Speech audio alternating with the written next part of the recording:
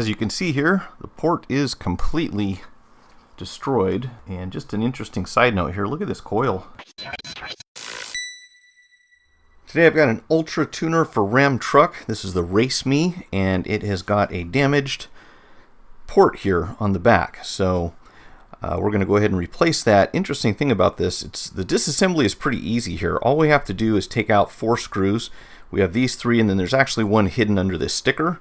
So I'm going to add just a tiny bit of rubbing alcohol here, 99%, and see if we can peel that off clean.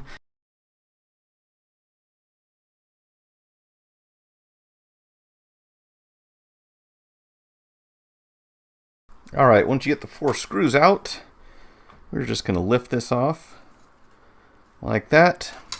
And the SD card, we'll go ahead and take that out for now. I don't know if these are paired to these boards or not, but we'll set that aside. And then getting the LCD out, you can just put some pressure on the front and push this through.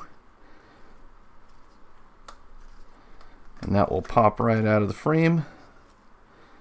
And from here we just have one connector, and you're going to actually grab a hold of these little pegs here, or these little clips on the edge, push it down this direction, and that will allow this flex cable to slide out.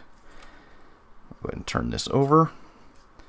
And then we can just kind of lift the LCD and this little foam pad from underneath here. So we'll set that aside and get to work on this port, which is going to take some heat. So I'm going to go ahead and start by flowing some leaded solder into this thing just to make it a little bit easier. As you can see here, the port is completely destroyed. The outer piece is missing, so we just got these pins here. These boards do take a decent amount of heat, so we'll flow some leaded solder down inside there, get all these old pieces out. And just an interesting side note here, look at this coil. That's functional, but it went on pretty crooked for some reason. Alright, so again, start by putting some flux down here and flowing as much leaded solder in here as possible, because like I said, these things are just fun to get out.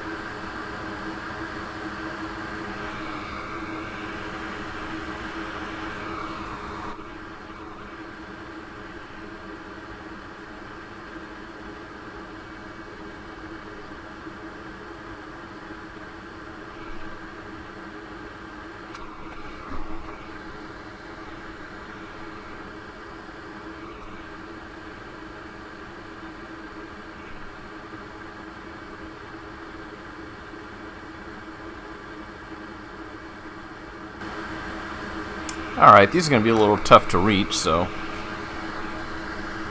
yeah, this thing is mangled over here.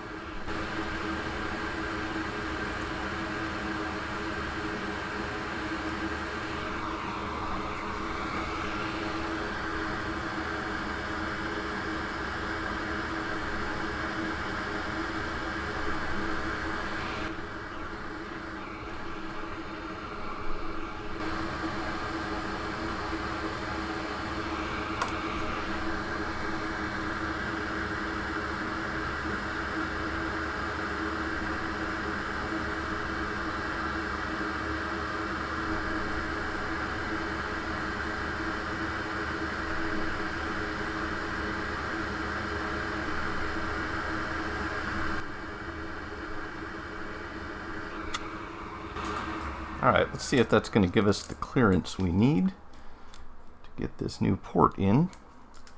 It's a very interesting design. Also, these are vertically mounted. So if you haven't seen this type before, it actually sits sticking straight up. And let's see. Get everything cleared out. I think we did. Yep, okay, so I'm going to clean this up a little bit before we put it in. Don't need all this extra flux hanging out here. We're going to need to be able to stabilize this during the installation. You can see there's been a little bit of trauma to that side over there. I'm sure from the tension of however this thing was torn out, but it seems to happen quite often. So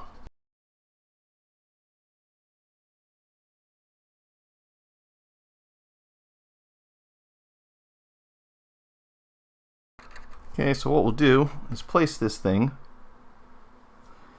and hopefully we can add some solder here just to hold things steady. I don't think that'll be a problem. Hope. Yeah, we should be able to get the anchors secured without this thing wobbling around too much. That is the idea. I need to elevate it, so I'm going to put something underneath this edge. Alright, I think that'll do the trick.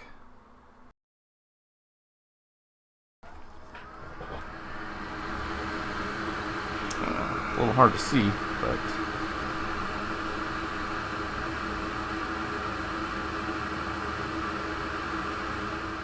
let's try a different angle here.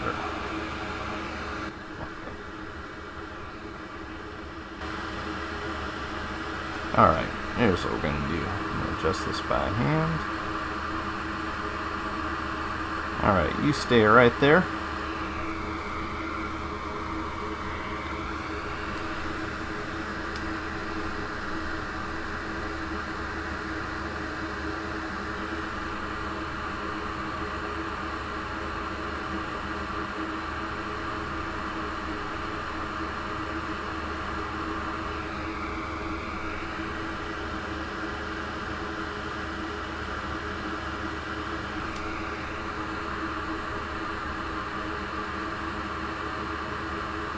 Alright, I think that'll hold things straight. Flip this over.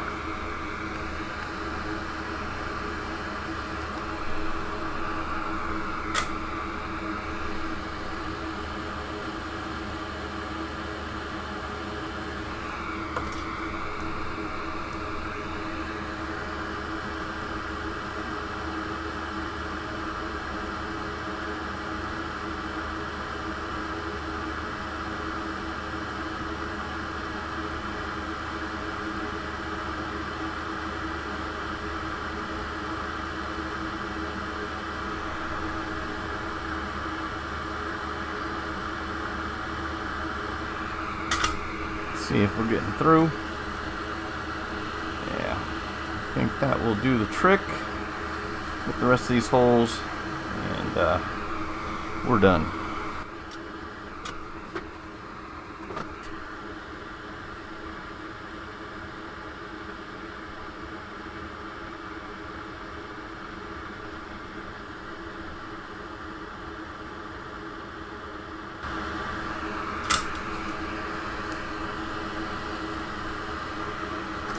Alright, if you look down inside here, we can actually see that the solder came through. So we will clean this up, get it back together, and should be ready to race again. Or tune again.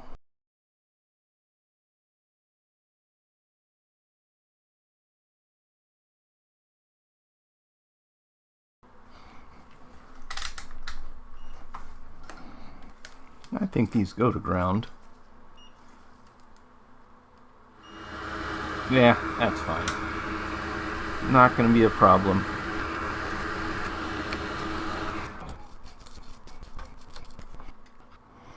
Alright, I think that'll do the trick. Alright, make sure your LCD fits in there properly, or you're going to have some trouble getting this thing back together. There we go. I think that actually snapped into place.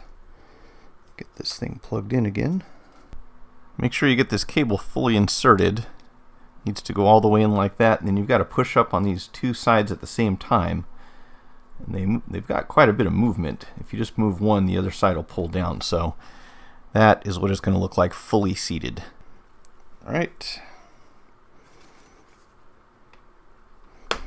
Panel. I'm going to put a couple screws just to hold this down.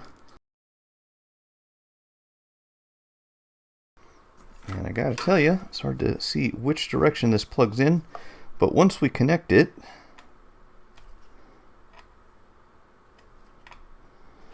see how they get plugged in the wrong direction.